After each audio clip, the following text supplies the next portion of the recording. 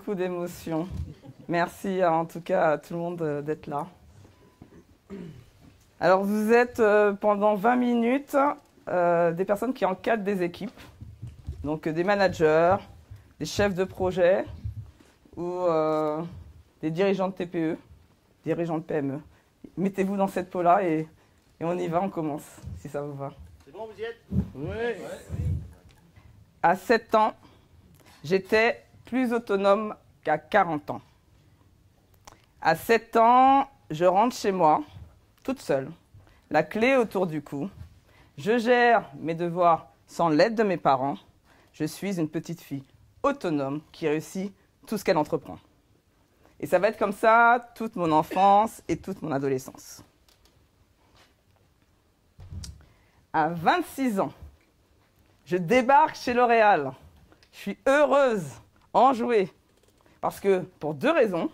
La première, c'est qu'on me dit que c'est toi qui crées ton poste. Et la deuxième, c'est qu'on me dit tu dois créer une nouvelle activité. Et pendant 6 ans, je vais m'éclater.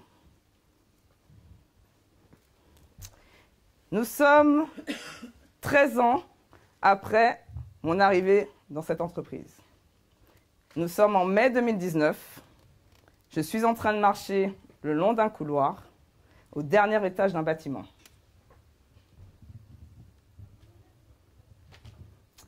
Le directeur international de la recherche capillaire m'attend.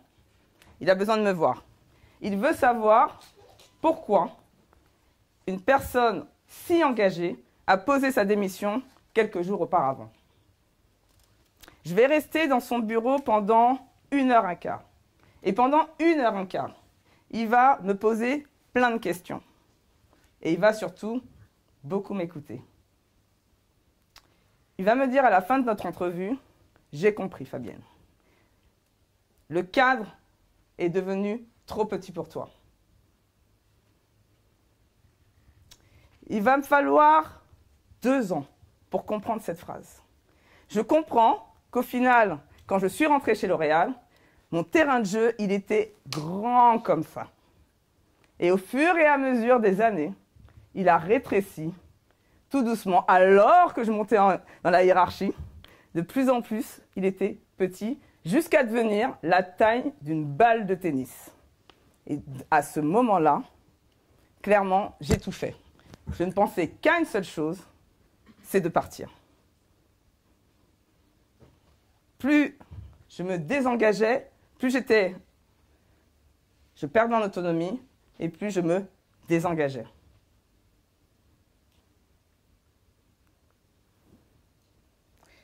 Alors, vous allez me demander qu'est-ce qui s'est passé pendant ces 7 dernières années. J'ai envie de vous laisser deviner, mais pas très longtemps. Ce qui s'est passé, c'est que je suis passée d'un management bienveillant et basé sur la confiance à un management contrôlant.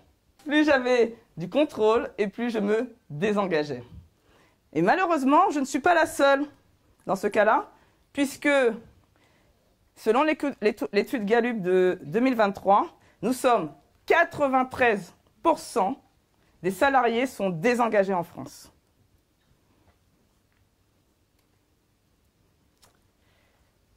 Et parmi ces 93%, j'en ai rencontré parmi mes clients.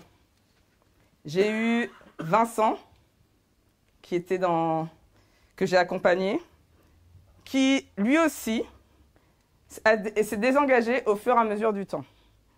Il s'est déjà désengagé comment? Il avait le droit... Il y avait Vincent et Jérôme. Ils se sont aussi tous les deux désengagés dans le temps, parce qu'ils avaient le droit de gérer leur équipe comme ils voulaient, mais par contre, ils n'avaient pas le droit de prendre des initiatives. Et ils n'étaient pas du tout dans les prises de décision stratégiques. Au fur et à mesure, ils se sont désengagés. Et dans le cas de Vincent et Jérôme, ce qui est horrible, c'est qu'il y a eu un effet domino, puisque l'ensemble de leurs services et l'ensemble de leur équipe ont fini par partir aussi. Donc le désengagement entraîne du turnover dans les entreprises. Je suis Fabienne Wiltor. Je suis docteur en sciences et ex-manager chez L'Oréal. J'accompagne les leaders qui sont des dirigeants de TPE, des managers, des chefs de projet, à être bien dans leur basket et à coacher leurs équipes.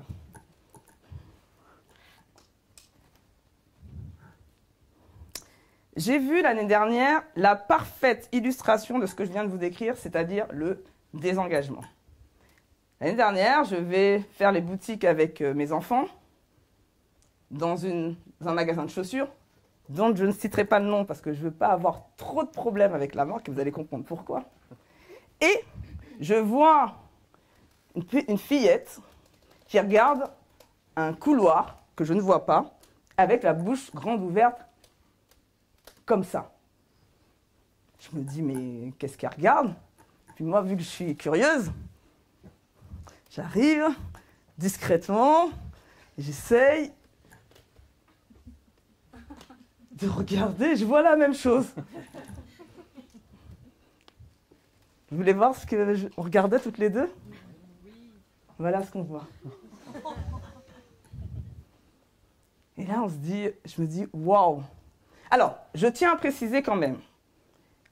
Nous ne sommes pas le Black Friday et ce ne sont pas les soldes, contrairement à aujourd'hui. OK? Deuxièmement, 3 des salariés sont à la caisse alors qu'il n'y a personne et ils attendent. Vous voyez le contexte. OK? Ce qu'on peut se dire, on peut faire des hypothèses. Je ne suis pas allée leur demander quand même, je n'ai pas osé. Mais on peut faire des hypothèses. Est-ce que le manager est bien présent? Peut-être qu'il n'a pas donné de directive. On peut imaginer que personne n'a pris l'initiative de se dire « on va ranger ». Je pense que ce n'est pas vraiment ça. Mais par contre, personne n'a pris l'initiative de se dire « on va prévenir les clients qu'il y a un souci et qu'il n'y a pas de problème, on va arranger l'histoire ». Clairement, je ne sais pas pour vous, mais moi, ça ne m'a pas donné envie de retourner dans cette enseigne. Et donc, un désengagement entraîne une baisse de compétitivité. Alors, je ne vais pas blâmer ni le manager, ni les collaborateurs. Parce que moi-même, j'étais dans cette situation en 2012. En 2012, je prends la tête d'une équipe de 20 coiffeurs. Il y a une ambition importante, puisque je dois à la fois monter en compétence les coiffeurs pour qu'ils deviennent des techniciens d'évaluation, donc l'équivalent d'un Bac+2, et je dois réorganiser l'ensemble de l'équipe pour augmenter l'efficacité, augmenter la performance. Petit enjeu. Et quand je récupère cette équipe, tous les signes d'engagement sont au rouge. Quels sont les signes d'engagement? Il y a déjà une ambiance exécrable, qui est en plus alimentée par un manager toxique.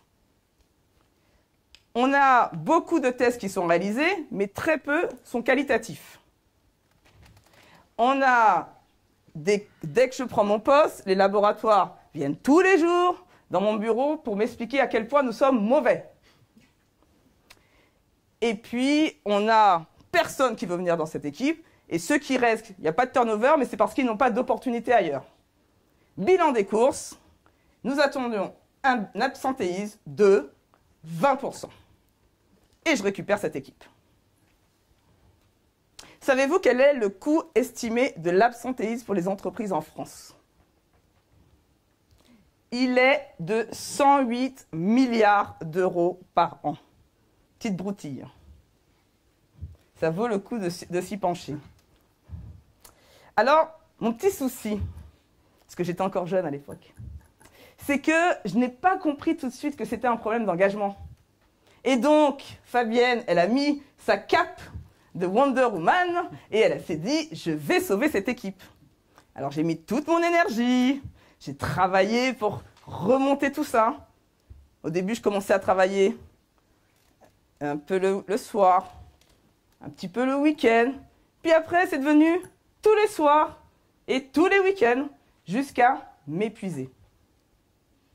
Et c'est Frédéric qui va me donner l'idée qu'il y a un petit souci qui se passe. Frédéric, c'est le coordinateur, c'est celui qui fait le lien entre les coiffeurs qui appliquent et les laboratoires qui demandent.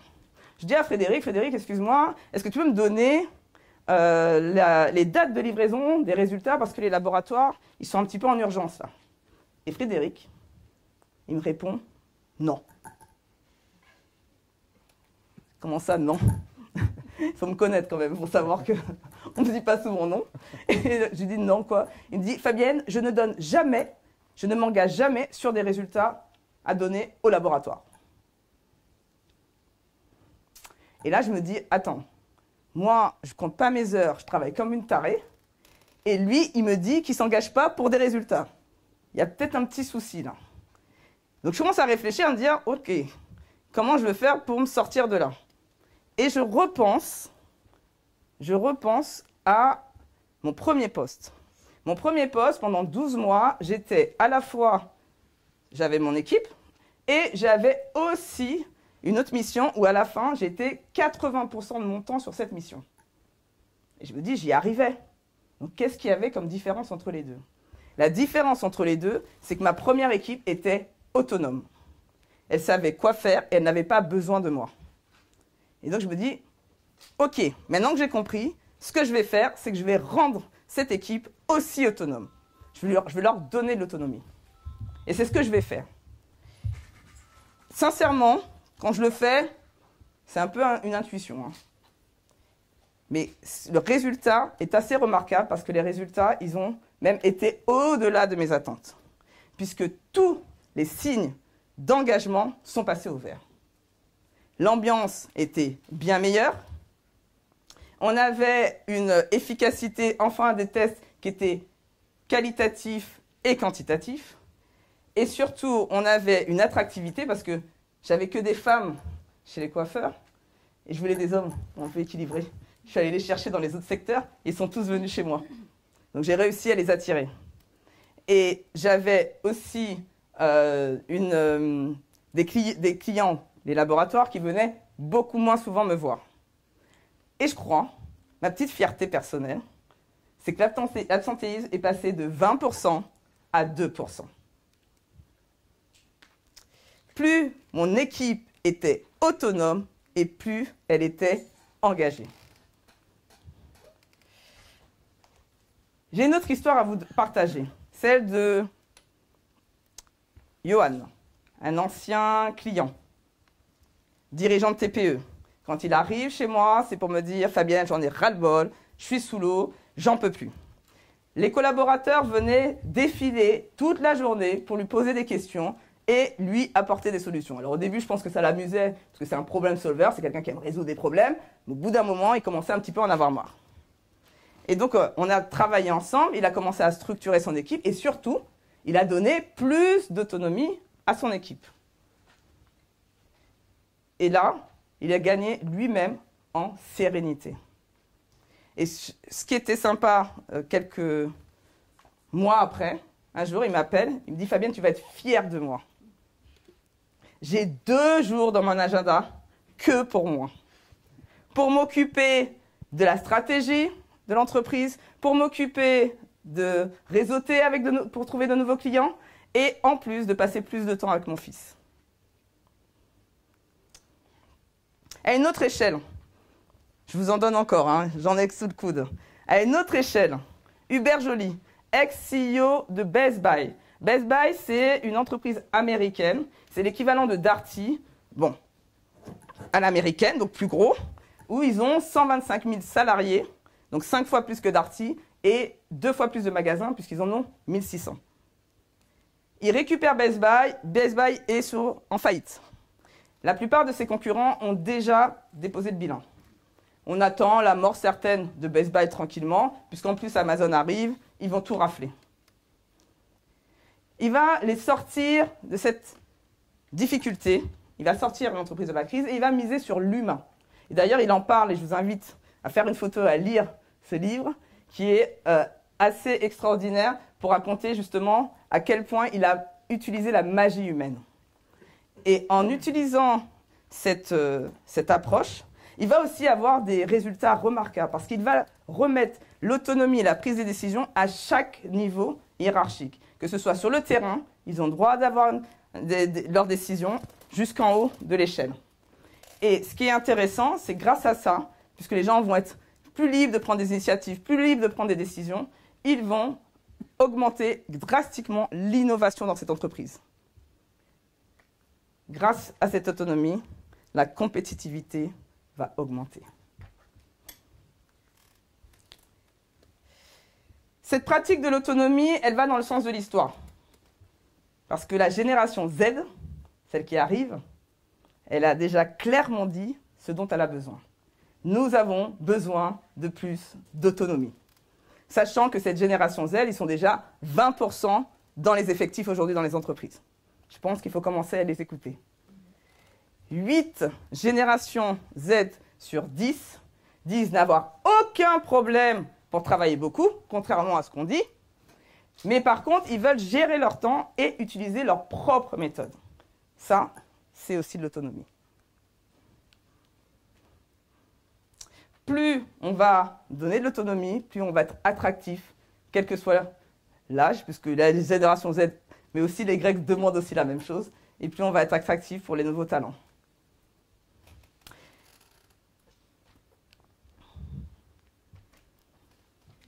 Depuis tout à l'heure, depuis le début de cette conférence, je vous parle du mot autonomie. Mais connaissez-vous réellement la définition de l'autonomie? Je vous laisse réfléchir 2-3 secondes.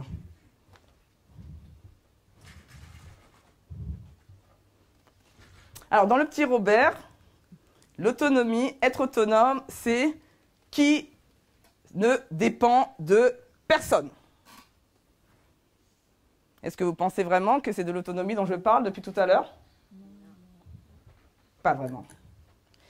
La définition qui serait la meilleure pour décrire l'autonomie dont je parle depuis tout à l'heure, c'est celle de l'analyse transactionnelle. Elle dit que être autonome au travail, c'est être capable de se débrouiller tout seul et de savoir demander de l'aide. Et il y a un outil qui illustre parfaitement cette définition, c'est la roue de l'autonomie.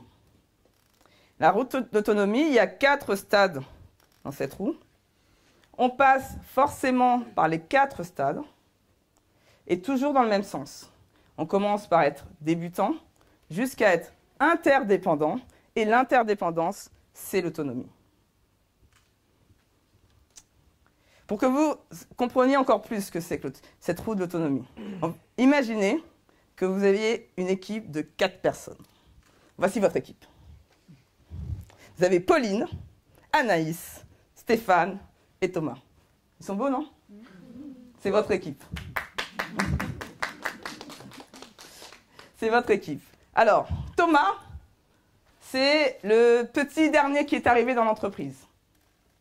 Imaginez des fois peut-être que vous avez des Thomas. Comme ça, vous allez comprendre après ce que vous pourrez faire aussi avec eux tout à l'heure. Il a besoin de vous. À ce stade-là, quand il est dépendant, c'est l'équivalent du nourrisson. C'est le bébé. Vous voyez bien, ceux qui ont des enfants, ce que c'est qu'un enfant qui a besoin de vous et comment il vous sollicite. À ce stade-là, il va prendre peu d'initiatives et peu de décisions. Vous avez besoin de faire des réunions régulières avec lui pour qu'il puisse à la fois poser toutes ces questions et que vous puissiez suivre son état d'avancement. C'est normal qu'il vous sollicite régulièrement. Vous avez en plus, après, Anaïs. Anaïs, elle est dans le stade d'après, elle est interdépendante. Elle est contre-dépendante, pardon. Contre-dépendante, elle va commencer à prendre des initiatives comme l'enfant de 2 ans. Elle va essayer de se débrouiller toute seule. Des fois, elle va faire bien, des fois, elle va tomber, elle va échouer. Vous devez l'encourager dans cette voie-là et l'autoriser à se tromper. Pour ça, vous devez faire, à ce stade-là, beaucoup de feedback. Ensuite, vous avez Stéphane. Stéphane, c'est l'indépendant. Lui, il dit qu'il a besoin de personne. Il sait se débrouiller tout seul. Je sais faire. Et donc, il va prendre des initiatives, mais surtout, il va prendre des décisions sans forcément vous en parler. Dans ce cas-là, il y en a qui vont être bonnes, pareil, et d'autres mauvaises. Et donc, l'idée, c'est de discuter avec lui pour pouvoir expliquer les enjeux et lui montrer comment vous prenez des décisions. Pour finir, vous avez Pauline, celle dont tous les managers rêvent, c'est-à-dire celle qui prend des initiatives et qui sait prendre des décisions toute seule, mais surtout qui est capable de savoir à quel moment elle vient vous voir. Elle connaît le cadre, elle connaît les enjeux et elle sait à quel moment elle peut faire dans ce cadre et à quel moment elle doit venir vous voir ou qu'elle aille voir ses pairs pour avoir des idées.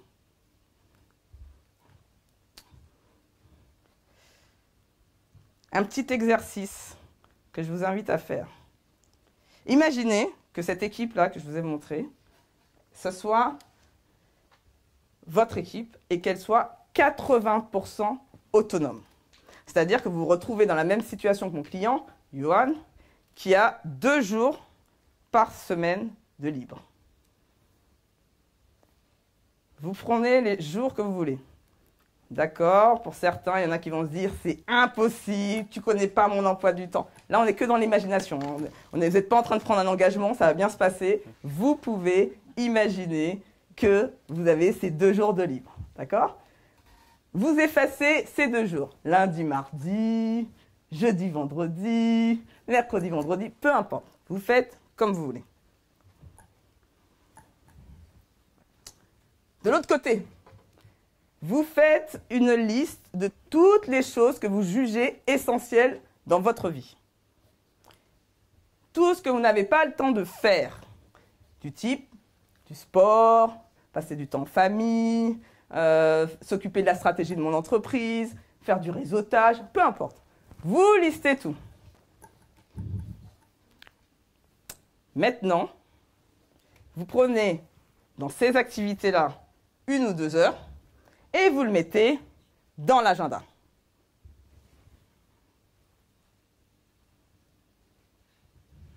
Facile, non? Ok. Pour ceux qui trouvent l'exercice facile, je vous invite à dès demain le faire en mettant une petite récurrence que chaque semaine, vous ayez ce temps dédié à la tâche que vous avez jugée essentielle. Et pour ceux qui n'y arrivent pas et qui se disent « pour moi, Fabienne, je suis différent et c'est impossible », j'ai un cadeau pour vous. Le cadeau, c'est que vous avez 1 heure avec moi pour pouvoir travailler sur votre situation et de pouvoir élaborer ensemble votre plan d'action. Merci. Sachant que sur le site internet, c'est 1 demi-heure que je donne et parce que vous êtes là, vous avez le droit à 1 heure. C'est cadeau!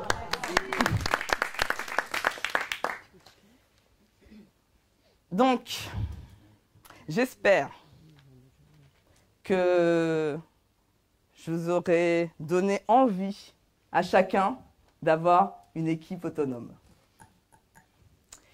Parce que, quoi qu'il arrive, l'autonomie, ce n'est plus une option, ni pour vous, ni pour votre équipe. Merci.